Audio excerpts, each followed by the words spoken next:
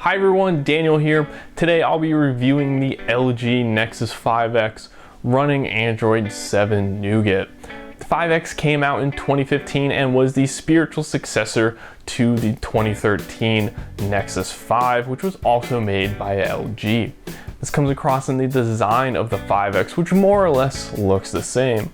I'm very much okay with that, as I find both to be good looking devices. That being said, the 5X is a bit too thin and light for my liking, so I threw a case on mine. The 5X once again has a 1080p screen, this time at 5.2 inches. That makes it a bit too big for comfortable one-handed use. Unlike its predecessor, the viewing angles are good and color representation is much better. But the screen on the 5X still falls short of high-end phones from 2015 with no way to adjust the color profile and more glare than I would like when in direct sunlight.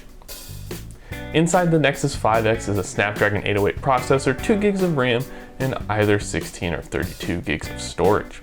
I immediately upgraded my phone to Nougat when I got it, so I can't speak to the differences of it running Marshmallow. With Android 7 though, the phone runs well.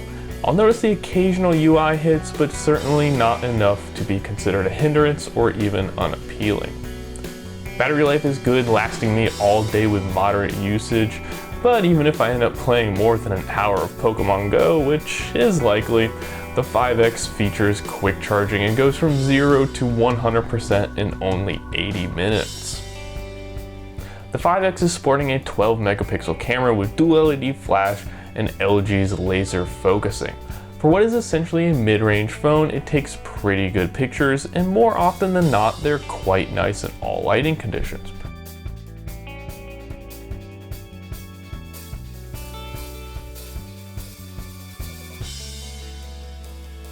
However, the camera seemed to have issues focusing for Christmas lights. This camera is leaps and bounds better than the one in the Nexus 5, but still falls short of cameras in high-end phones.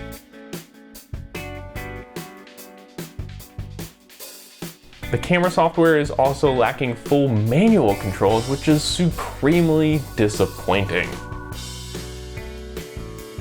For whatever reason, the 5X is lacking optical image stabilization, which the previous one had. This isn't so much a problem for pictures, but the otherwise surprisingly good image and sound quality of videos is completely gimped because of this omission.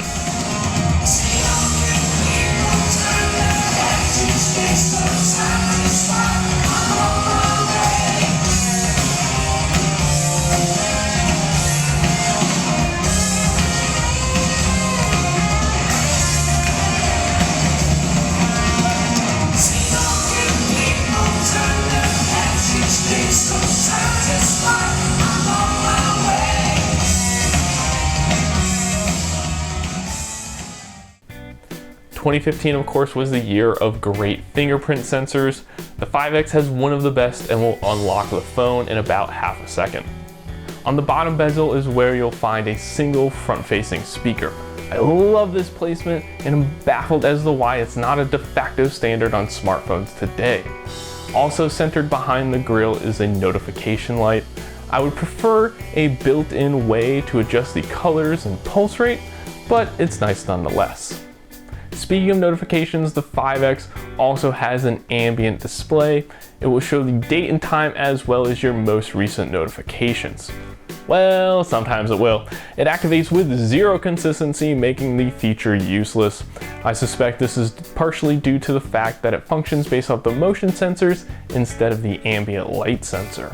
It's also worth mentioning that the 5X only comes with a 3-foot double-ended USB-C cable and a USB-C charging adapter. That is completely unacceptable, and the phone should have come with some sort of 6-foot cable for charging. And normally I'm a Windows Phone user. At the beginning of 2016, I picked up a Nexus 5, so I had at least some ownership knowledge of Android before getting the 5X. Even though I was half expecting to hate Android, Nougat, like Marshmallow, is fine for the most part. Widgets, when well done, can be quite useful. I find myself using Google Now on a daily basis, and the core Google apps are by and large well done. However, for such a mature operating system, Android still has what I feel like are glaring usability problems. One thing that pains me on a daily basis is the small send button when used for things like messages and text fields. I'm constantly missing it when I feel like I shouldn't be. There's also no physical way to activate voice commands on the 5X with Nougat. A long press of the home button brings up the useless Now on Tap feature. Google decided to have an Apple moment and make their new Google Assistant feature, which combines always accessible voice commands and Now on Tap exclusive to the new Pixel phones. Also, moving icons and widgets from one home screen pane to the other is way more difficult than it needs to be. You have to move elements so absurdly close to the edge of the screen in order for them to jump over that I feel like my finger isn't even on the screen anymore. Finally, my 5X on Nougat infuriatingly refuses to connect to PEAP Wi-Fi signals, which both my work and school employ. In my research, it seems that this has been broken multiple times when previous versions of Android have launched. Why Google has yet to fix what is clearly an underlying issue is beyond me. Despite my complaints with Android, under normal circumstances, I would still recommend the Nexus 5X. You're getting decent hardware, including a pretty good camera, for no more than $250 these days. The phone should also still see another major software update, giving it life through most of 2018. It would be great for a tech enthusiast on a budget or someone looking to upgrade their parents' phone. Unfortunately, this phone has a fatal flaw: boot looping. This is where a phone enters a state of continuous shutting down and rebooting. It happens seemingly at random, and there's nothing a user can do to fix it. At this point, LG and Google have run out of parts for repair and are offering a refund to those still under warranty. The problem isn't widespread enough for a full-scale recall, but it's enough of a problem that it's my opinion to steer clear of the 5X. And in fact, I would avoid all LG phones in general. Both LG's major 2015 releases, the G4 and 5X, suffered from boot looping. Time will tell if the G5 shares the same fate, but I'd not be willing to take that chance. If you enjoyed this video, be sure to drop a like and feel free to subscribe if you'd like to see more in the future. Thank you all for watching, and I'll see you next time. Bye.